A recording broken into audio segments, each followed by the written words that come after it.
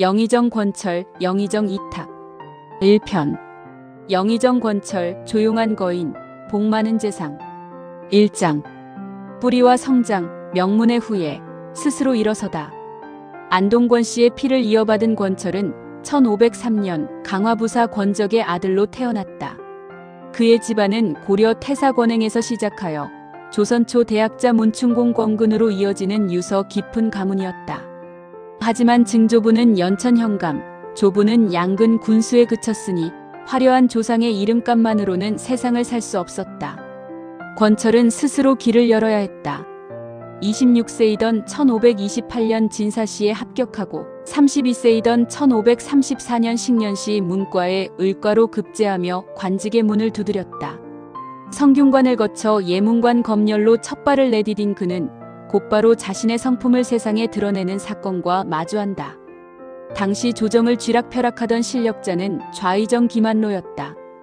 권력의 정점에 선 그에게 아부하고 줄을 서는 것이 출세의 지름길이었다. 그러나 신출내기 관리 권철은 달랐다. 그는 사관의 붓으로 김한로의 잘못을 있는 그대로 기록했다. 직필이었다. 결과는 가혹했다. 김한로의 미움을 사, 벽동으로 좌천, 사실상 유배나 다름없는 처지가 되었다. 그러나 역사는 종종 올곧은 자의 편을 든다. 얼마 지나지 않아 김한로가 사사되었다. 권철은 복직되었고 이후 저작박사 시강원 설서 등을 거치며 다시 중앙관직의 중심부로 돌아왔다. 첫 번째 시련을 정면으로 통과한 것이다. 이후 권철의 관직 이력은 놀랍도록 촘촘하다. 병조자랑, 이조자랑, 형조정랑, 홍문관 교리, 사헌부 지평, 사간원 헌납 등 문무행정의 거의 모든 분야를 두루 거쳤다. 그것도 큰 탈 없이. 이 시기 사람들은 이미 그를 보며 수군거렸다. 저 사람은 반드시 재상이 될 것이다. 2장 시련과 단련 막힌 길에서도 흔들리지 않다. 권철의 관직 인생이 순탄하기만 했던 것은 아니다. 그에게는 두 번째 큰 장벽이 기다리고 있었다. 명종시대의 실세 진복창이었다. 권철은 중년의 진복창의 미움을 받아 여러 해 동안 진로가 막혔다. 권력자의 눈밖에 나면 아무리 능력이 있어도 쓰임받지 못하는 것이 조선 관료 사회의 냉혹한 현실이었다.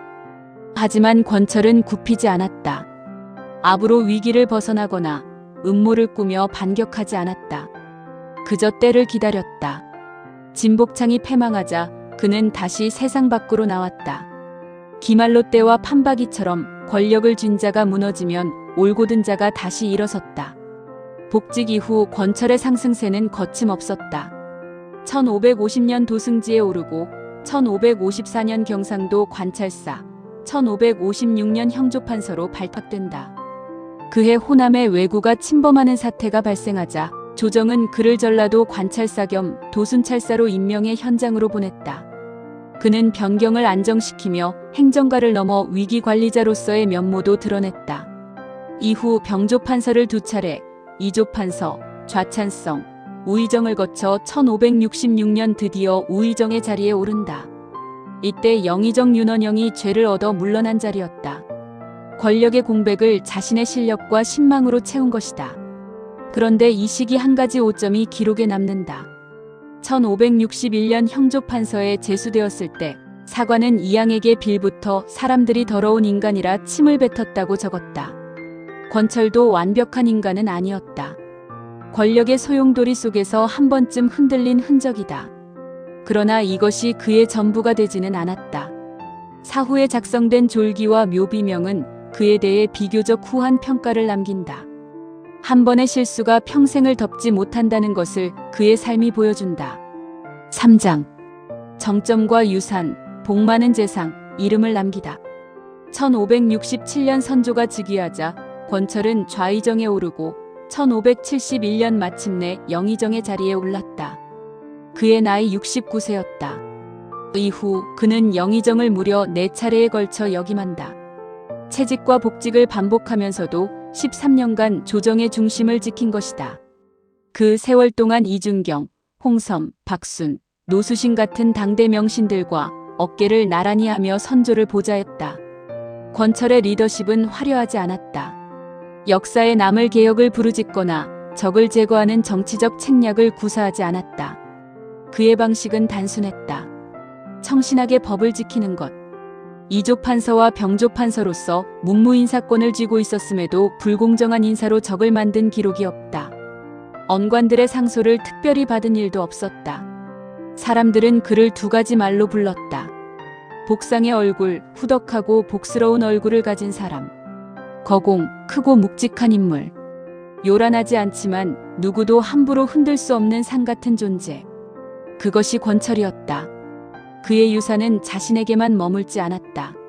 차남 권계의 사위는 병자호란 때 척화파의 선봉에 선 좌의정 김상용이었다.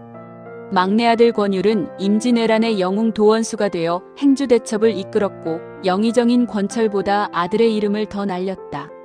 권율의 사위는 또 다른 명재상 영의정 이항복이었다. 한 집안에서 영의정들과 척화의 저리를 지킨 좌의정까지 배출한 것이다. 아버지 권철이 영의정이었음에도 아들 권율이 더 유명해진 것은 어쩌면 자연스러운 일이다. 지위보다 국가에 대한 공헌으로 평가받는 것이 역사의 이치이기 때문이다. 하지만 권율이라는 위인을 키워낸 토양이 바로 권철의 삶이었다는 사실은 기억해야 한다. 1578년 8월 76세의 나이로 권철은 세상을 떠났다. 그해 7월까지도 개성부 유수가 외국인 여자를 발견했다는 상소를 처리하며 마지막까지 직무에 임했던 노재상은 조용히 눈을 감았다. 1591년 종계변무의 공으로 광국 원종공신 1등에 추서되고 시호강정이 내려졌다. 강하고 안정되었다는 뜻이다. 파란만장한 조선 정치사 속에서 흔들리지 않고 법도를 지키며 살다간 한 인간에게 이보다 더 어울리는 이름이 있을까? 수단과 방법을 불사하고 이름을 남기려 했던 수많은 권세가들이 악명만 남기고 사라진 반면 권철은 소란없이 살다 갔으나 복 있는 재상으로 기억되었다. 진정한 이름은 스스로 새기는 것이 아니라 살아온 방식이 새겨주는 것임을 그의 삶이 말해준다.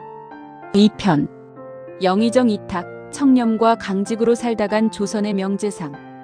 1. 출생과 성장, 그리고 젊은 시절의 시련. 1509년 충남 연기에서 태어난 이탁은 어려서부터 총명하고 강직한 성품으로 이름이 났다. 증조부와 조부, 아버지가 모두 지방 수령을 지낸 중간관료 집안 출신으로 화려한 배경은 없었지만 집안 대대로 성실한 공직 정신이 흘렀다. 23세이던 1531년 진사시에 합격하고 27세이던 1535년 별시 문과에 급제하며 벼슬길에 들어섰다. 권지부정자로 시작하여 예문관 검열, 승정원 주서를 거치며 장래가 촉망받는 신진관료로 자리를 잡아가던 그에게 곧 큰 시련이 찾아왔다. 28세이던 1536년 부친상을 당하고 불과 2년 뒤인 1538년 모친장까지 연이어 당한 것이다.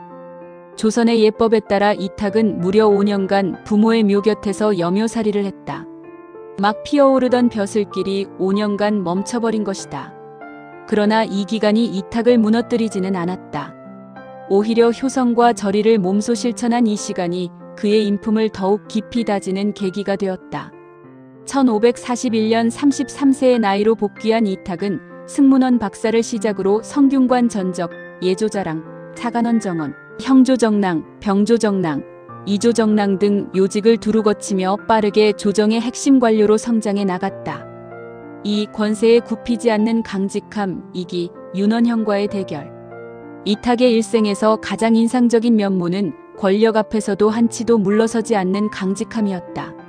의는 젊은 시절부터 일관되게 나타났다.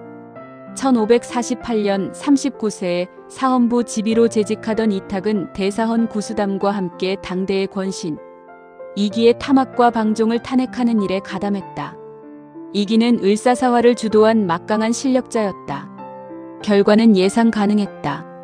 이탁은 곧바로 사제감 첨정으로 좌천되었다. 그러나 그는 후회하지 않았다. 불의한 권력에 맞서다 좌천되는 것은 그에게 수치가 아니라 당연한 대가였다. 더욱 극적인 대결은 윤원형과의 싸움이었다. 명종시대 최고의 권신이었던 윤원형은 을사사화를 일으키고 정적을 제거하며 20여 년간 조선 조정을 사실상 지배한 인물이었다. 그가 첩정난정을 정실로 삼고 서울의 청유직 진출을 허용하는 논의를 일으켰을 때 대사헌 윤춘년이 이에 동조하며 아무도 감히 입을 열지 못했다. 이때 홍문관 부제학으로 있던 이탁이 홀로 상소를 올려 그 잘못을 조목조목 논평했다. 그리고 마침내 1565년 57세에 사헌부 대사헌이 된 이탁은 결정타를 날렸다. 문정왕 후가 세상을 떠나 윤원영의 배경이 사라지자 이탁은 대사관 박순과 함께 동료들을 이끌고 한문에 엎드려 윤원영을 멀리 귀양 보낼 것을 강력히 청했다. 삼정승도 여기에 합세하고 온 조정이 한 목소리로 탄핵하니 마침내 선조는 윤원영의 관작을 빼앗고 고향으로 추방했다. 20년 권신의 몰락에 이탁의 역할이 결정적이었다. 또한 1562년 청홍도 관찰사로 있을 때 당시 권력을 잡고 전횡을 일삼던 이양에 대한 일화도 유명하다. 누군가가 이양의 집 근처에만 가도 몸이 뜨거워진다는데 공은 어찌 한 번도 찾아가지 않느냐고 묻자 이탁은 웃으며 대답했다. 나처럼 늙고 병든 몸이 어찌 얼마 전까지 낭속으로 있던 자에게 굽신거릴 수 있겠는가. 그로부터 1년 뒤 이양은 실각했다. 권세에 아부하지 않아도 의연히 살아남은 이탁의 삶이 스스로 증명이 되었다. 3. 귀신도 물러나게 한 담력, 북경 사행의 일화. 1553년 44세에 이탁은 진원사로 북경에 파견되었다. 진원사는 지방 특산물을 명나라에 공물로 전달하고 답례품을 받아오는 연례 외교사절이었다. 이 사행에서 이탁의 청렴함과 담대함을 동시에 보여주는 유명한 일화가 전해진다. 사행단이 어느 역의 관사에 들르게 되었는데 관의 사람이 말하기를 이 집에는 요괴가 나타나는 일이 있어 사신들이 이곳에서 묵지 않는다고 했다. 그러나 이탁은 굳이 그 집에서 자겠다고 고집을 부렸다. 그날 밤 공교롭게도 이탁은 심한 급성 복통 및 구토 증세에 걸려 크게 고생하게 되었다. 수행원들이 역시 요괴의 장난이 아니겠냐며 다른 집으로 옮기자고 청했지만 이탁은 이를 단호히 거부하고 꼼짝도 하지 않았다. 그 이후로 그 집에 요괴가 나온다는 말이 다시는 없어졌다고 한다. 이 일화는 근거 없는 소문과 미신에 흔들리지 않는 이성적 태도, 그리고 한번 정한 것을 끝까지 밀고 나가는 불굴의 의지를 보여주는 이야기다. 사행에서 이탁의 청렴함도 빛났다.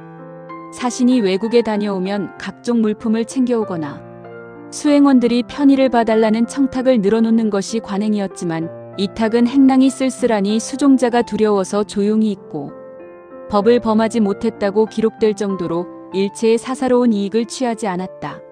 4. 인사의 달인 공정하고 원칙 있는 관료 등용.